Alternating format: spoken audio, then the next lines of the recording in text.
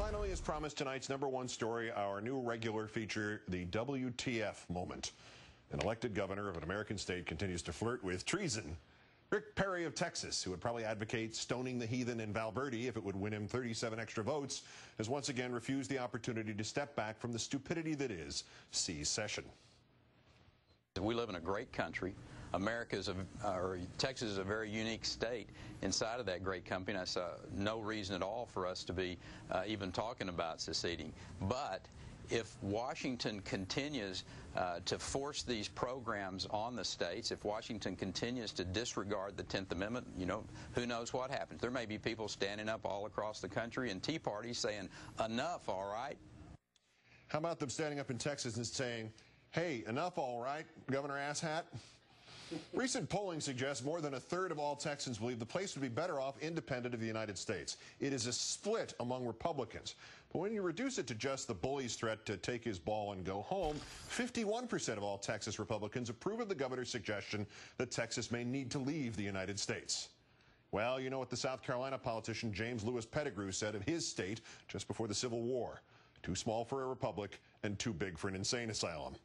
Governor, have you or your separatist friends considered what would happen if you actually seceded? I mean, assuming the rest of the country did not decide it was a rebellion and, you know, didn't send in federal troops and didn't try to capture you and hang you, and in a bitter irony did not suspend habeas corpus in the rebellious territory so that former President George W. Bush could be detained without charge and without access to attorneys. I'm talking about what would happen if we all just sat back and said, bye, have fun storming the castle. Let's start internally. Your taxes would shoot through the roof. Just FEMA has sent $3,449,000 in federal aid to Texas since 2001. Other agencies sent you another $1 billion just for Hurricane Ike last year. And when NASA pulls out of Houston, that's 26,000 jobs and another $2.5 billion you just lost from your economy. We'd obviously move everybody out of Fort Hood, Texas, whose financial impact on your new kingdom is another $6 billion. Hey, your own country? Get your own damn forts. And your own damn Air Force, Army, Navy. What is that, 10 billion a year, 100, $1 trillion? You'll need some form of welfare, Social Security. You'll have to get your own FDA, CDC, FTC, FEC, FBI, CIA, NSA, post office. You'll need a lot of new investments after the gringos pull out. You've got 4 nuclear power plants there. Well, good for you. Where are you planning to put all the nuclear waste? The Alamo? Remember, these are all the startup costs. I lost track at about $500 billion, and we haven't even gotten to annual maintenance or expansion or improvements. Pell Grants. I forgot Pell Grants. The U.S. gave Texas students $1 billion in Pell Grants for the academic year 2006-2007. Good luck with that. What are you going to do about your sports franchises? The Cowboys just spent $1 billion on that new stadium. America's team. That's funny. The Cowboys. North Texas's team. Now, no American network is going to want to televise their games because the ratings in Texas will no longer count in America. You'll be Canada with something of a twang. You think it's a coincidence that half the Canadian baseball teams went out of business because of TV revenues and other reasons, and half the Canadian basketball teams? So you take your choice, Astros or Rangers. One of them is going to move to Charlotte. Who exactly do you think your University of Texas football team is going to play now? USC, Oklahoma? Try Sul Ross or San Jacinto JC or the new big rivalry with Tom DeLay Exterminator University. Now, security. You'll need your own Gitmo. Starting wars is optional, of course. See your Mr. Bush about that. And since you'll be surrounded by the United States and Mexico, presumably the U.S. will continue this knuckleheaded border fence you guys started, only it won't be on your southern border anymore. Now it'll be on your northern one because the rest of us here, we can't risk the economic impact of hordes of illegal aliens fleeing the chaos of the United State of Texas or the Texican Nation or Texaco or whatever you're going to call yourselves. So you'll have to put up your own fence at your own expense. We'll talk politics here for a second, too. Let's look at what your departure will mean back here in the Northern 49. Congratulations to the Democrats and their filibuster-proof 60 seats in the 98-seat Texas Free Senate. And thanks from the Dems in California, New York, Florida, Illinois, and Michigan, which will take the Lions portions of those old Texas Electoral College seats, 13. 11 more would go to other blue states.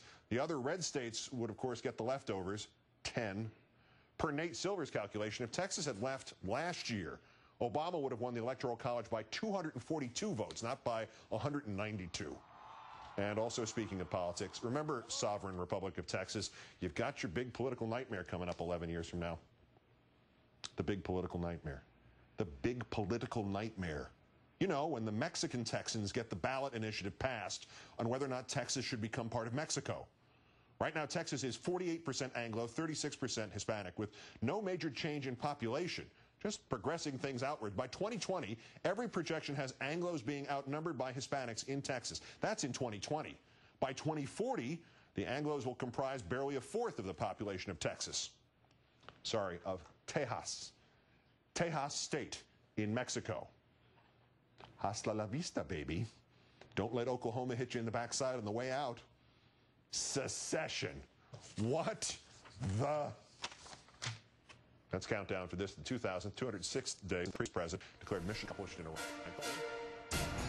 Uh-oh, here we go. In tonight's Psycho Talk, we got an elected official. Congressman Ron Paul of Texas brings back an old favorite talking point.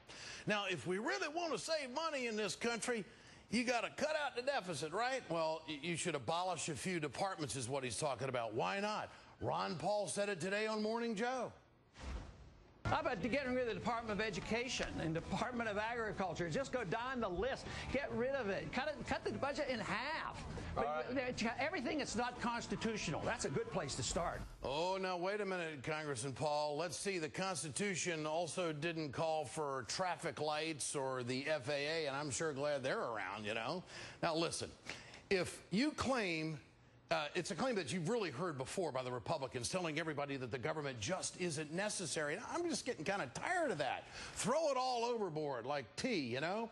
If you get rid of the Department of Education, I want to know what happens to the communities that can't pay for public education on their own. Now, how ironic is this? Tomorrow is the anniversary of Brown versus Board of Education. Now, you want to get rid of an institution that promises access to school for all, inclusive all children, Congressman Paul? And the Department of Agriculture. Oh, is that hitting me right in my heart? I'm from the Midwest. You mean to tell me that you want to get rid of the Department of Agriculture? You don't want food safety, food security, and a good food supply to have a nice, strong nation called the United States of America. Hey, what do you say we become a third world country? Constantly telling everyone that the government is the boogeyman. I'm sorry, Congressman Paul, you're in the zone tonight. That's Psycho Talk.